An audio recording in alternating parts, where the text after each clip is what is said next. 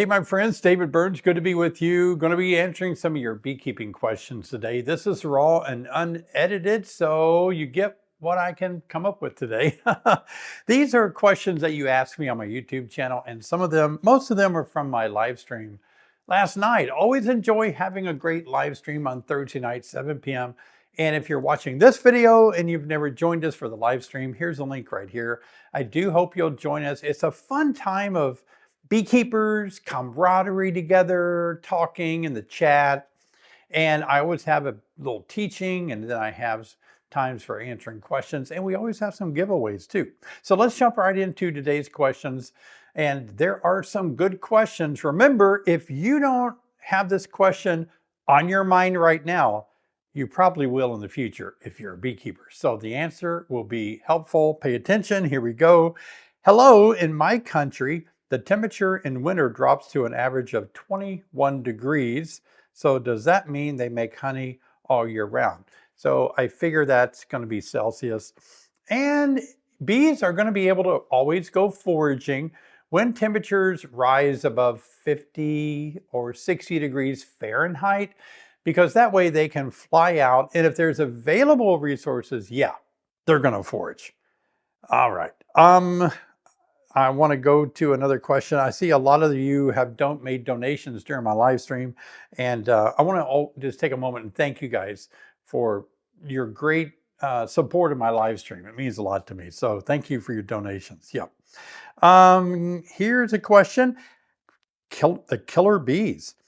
How long can bees stay in the hive before they have to go on a cleansing flight? You know, that's a good question. They don't really have to go potty as much as you think they do, as much as, humans or other larger animals that are consuming more food. But nonetheless, I've noticed from my own experience that when I feed my bees in the wintertime, they can usually go a good month or two. So, they can kind of just store it and wait and go when they finally get a chance to take a cleansing flight. And it really doesn't seem to matter much that I've noticed.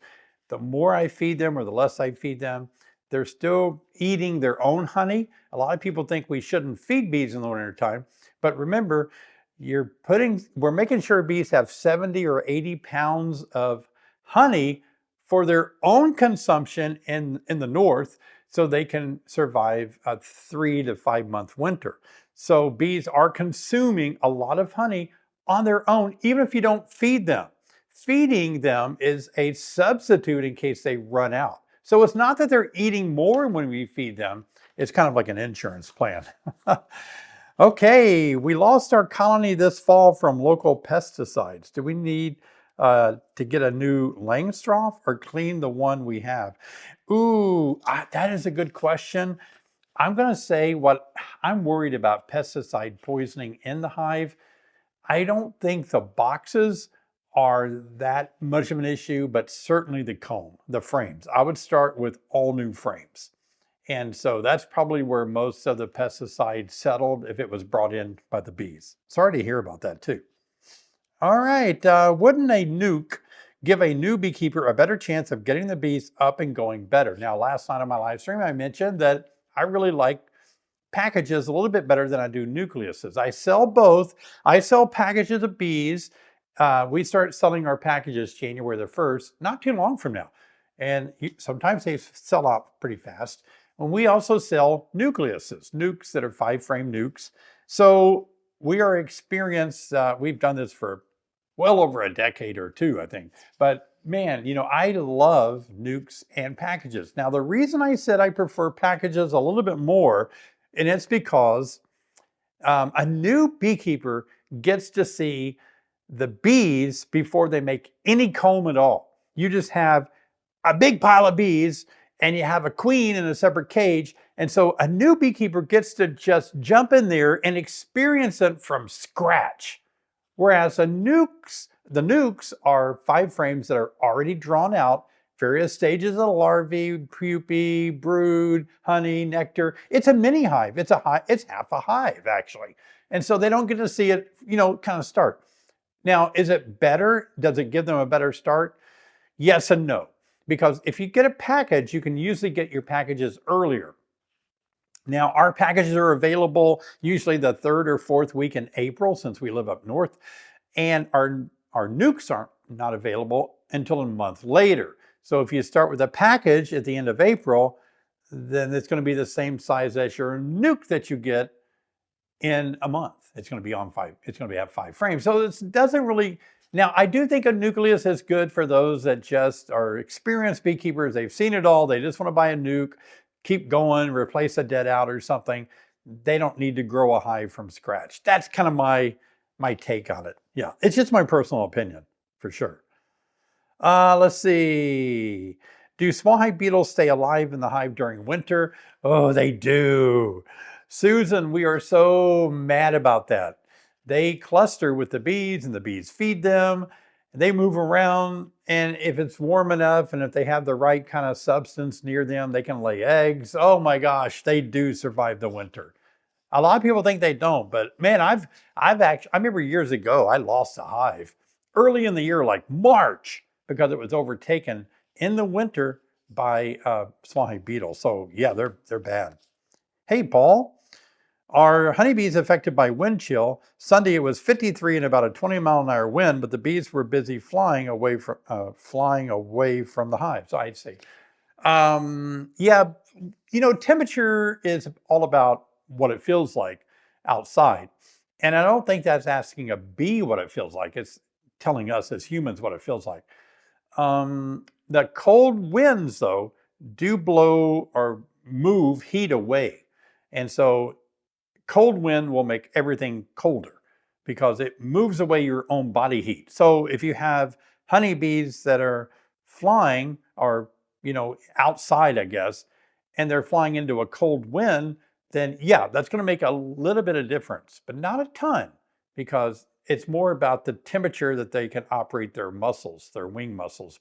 And so I wouldn't go crazy about the wind chill factor, especially if it's warm enough for them to go out. It's not going to make that much difference. Now, if it's really cold and they're clustered and that cold wind is blowing heat away from the hive, away from the outside of the hive, it would require more energy to heat that hive up. Yeah. Sherry, how long does a queen usually remain a good laying queen? Very good question. And the answer to that is it all depends on 1,000 factors. It really does. How well she's mated, what kind of health she's in. It really does. So good laying queens that are healthy, that have been raised, good and have been mated well, they can last nowadays a solid 3 years. After that, we get really nervous how long they'll last, but 3 years. Now, that doesn't mean they're all going to last 3 years. Some queens that are mated well and they look like they would last 3 years, they can only last a year sometimes. We don't know. That it's just kind of like frustrating, but we do see that most queens, they can live longer than 3 years. That's the number that I don't like to take a chance on them anymore. I'm afraid they'll die in the winter. So I'll replace my queens about every 2 years or 3 years. And if I'm in a really good mood and I got a lot of time on my hands, I like to replace my queens every year. Debbie, are the queens sent in packages always young, new, mated queen? They are with the bees that we make. The packages that we make, we raise those queens that spring and put them in the packages. So yes, I don't know about other people's operations, if they're throwing old queens in there. I don't know. It's possible they could, if they were like suffering the inability to raise queens that spring and they started grabbing them out of hives. I'm not saying that's never been done. That's something we don't do. We like a fresh queen in our package, and it's mated too. A lot of people don't know that. How long do wax moths persist trying to salvage old hives from a storage location? The best thing to do for wax moth is to freeze the comb, and they won't persist anymore. Freezing will kill all stages like egg, larvae, pupae, and adult wax moths. So if you're in doubt, try to freeze all the frames. That's the most critical part, and that usually takes care of it. Otherwise, if it's warm and they're in there, they can live a long time because they're reproducing. Very good. Let's see. Here's another question from my YouTube channel, or maybe somebody emailed us. My bees absconded and now my frames are full of wax moths. What's my next step? Are the frames salvageable? I'm in Arkansas. Yeah, your frames are salvageable. Wax moths always come in. They don't kill hives. They come into a very weak colony that died from something else or got weak from something else, and then they are the cleanup crew. And so you can certainly pop out the plastic if you're using plastic frames and put in a new sheet of plastic. If you're using wired in wax foundation, then you might just have to scrape it out and rewire a new sheet of wax foundation in there. Yeah, but it damages, the wax moth will make little grooves on your frames, but that's never stopped me from using all my equipment that has minor wax moth damage to it. So it's all salvageable. Yeah, don't give up on that. Hi, Mr. Burns. My husband and I watch many of your YouTube videos and really appreciate your guidance and wisdom. We have 6 hives and we are looking to purchase an extractor. We're thinking we would like an electric 4/8 frame, but wanted your opinion if we should put the money in for a nice one like a Dadant, Maxant, or if a cheaper one off Amazon will do. I attached a link below. Anytime you click or send me links, I never click on links.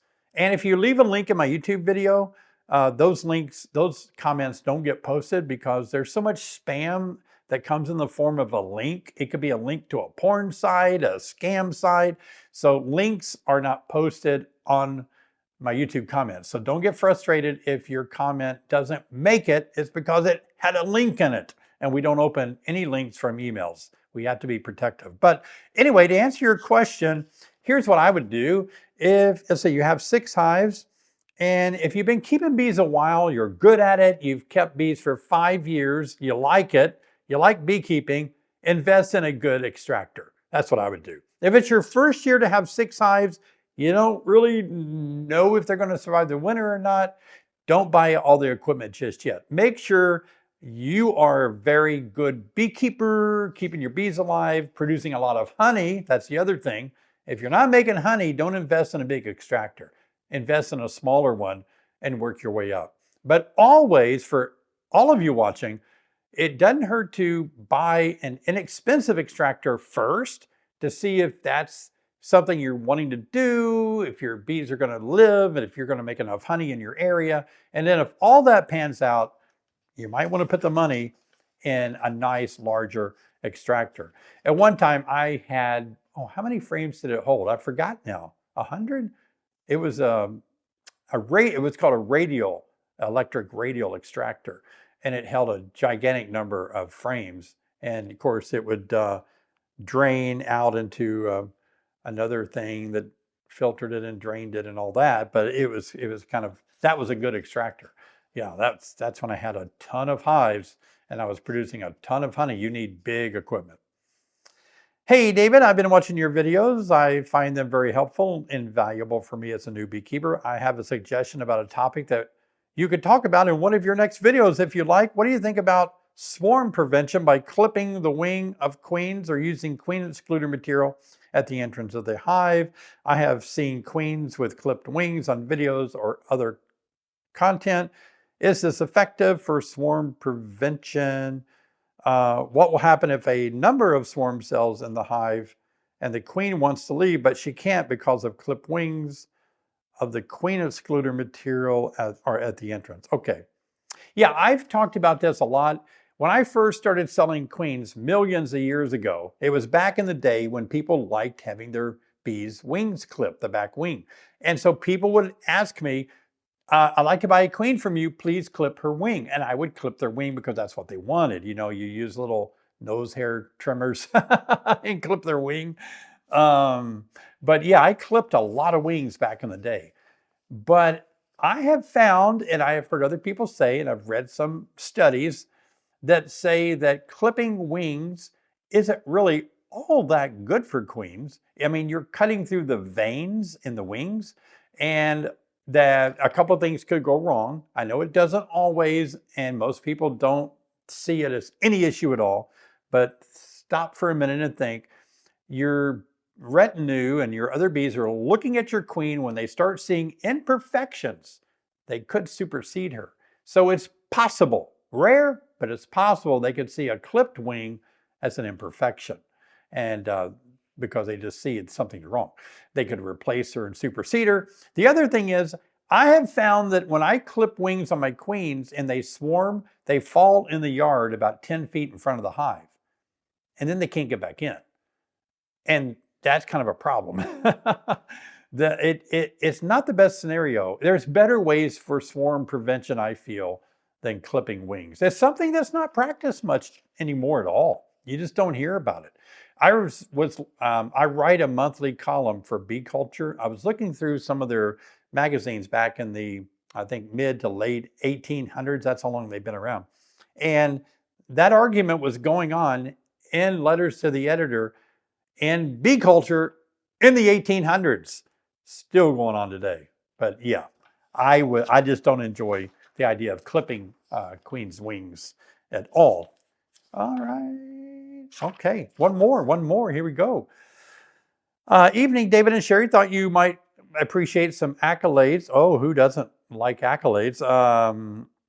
In the short time I've been involved in your beekeeping course, your live stream, and now a full-fledged beak, you always say you're not a know-it-all, not the best and only way, just your experience, always experiment. Yeah, I don't claim to be the know-it-all. I am a certified master beekeeper, but I don't know everything, and my way is not the highway. I believe people have a right to do things the way they want to, and I'm not going to tell you that it's right or wrong, unless it's just totally off the wall. But I think everybody should be allowed to do what they want to and experiment, absolutely. With that being said, I've seen your recent videos on installing winter bee kinds, and you suggest always have your smoker available when opening the hive. Me being a first-year beekeeper have gotten to the point of only using a veil, no gloves, working my bees. In your video, you even stated that in 30 seconds and less than a minute, you're able to swap out the winter bee kind. Let me inform you, it takes less than 30 seconds. I know, I just try to stretch it out. For a bee, less than 30 seconds for a bee to sting you. You have no smoker, no veil, no gloves. If you weren't aware, haha. Yeah, that's right. I warn people when you replace your winter bee kinds or put them on, just because it's cold, bees are ready to pop out and sting you. Always wear protective gear and have your smoker going. That's what I recommend. Rich goes on and says, once again, your knowledge and wisdom prevail. I should have been on point, as you said. Lesson learned, the smoker came out and the other two hives went flawlessly. I know better. You are the master beekeeper. Appreciate all your team that you do for us. Looking forward to a long partnership with Raising Bees. Long story, but thought you guys would appreciate the humor. Feel free to use the story in live stream as a feature. Oh, a feather in your cap. We'll chat again soon. Well, thank Rich. That's a great thing for you to compliment us on. The winter bee kind boards look like this. This is one that we ship out in these bags, and you can see how moist they are. They're ready for the bees to start eating and consuming these. It's not a hard candy like people think. But the winter bee kinds, we've sold so many this year to all of you. Thank you so much. I think we've in the process of getting the last one shipped out. So we've put more online. Those of you that have been saying, David, we want the winter bee kinds online. We need more. I need to order one. Keep watching. They're going to go on sale until that bunch sells out and we ship it. And then we'll put another bunch on sale because we don't want to just we don't want to take a whole bunch of orders and then not be able to take off on Christmas Day because we have to ship out winter bee kinds, or have so many orders that we can't get them out to you in a reasonable time. So we're responsible that way. We feel like if you order one, we should get it out to you quick as we can in the winter time. That's why we're putting batches, numbers of them on at a time. So they go on top of your hive. It's got a little entrance here. I created these, invented these 2 or 3 decades ago. They sit there. There's insulation, feed, and ventilation, just a small amount of passive ventilation right here, just to help the bees have a little bit of coming and going if they want to up top. So that's something that's cool if you want to get a winter bee kind. And look at this. I want to tell you that Sherry and I wrote a book. A publishing company contacted us a few years ago, and said, would you guys write a book helping new beekeepers get started? And we did. Backyard beekeeping, everything you know to start your first hive. So if this is where you're at, order one of these from our website. I'll leave a link right here. And we'll autograph it for you. Sherry wrote half of it, and I wrote the other half. We had fun writing it together. So check this book out as well. And don't forget, always join me on my live stream every Thursday at 7 p.m. Now, I just made a great video that will help those of you that are brand new to beekeeping. You don't know up from down, don't know how to start. I get it. Here's a video, how to start beekeeping. Made it a few years ago, but how to start, still the same. See you guys over there.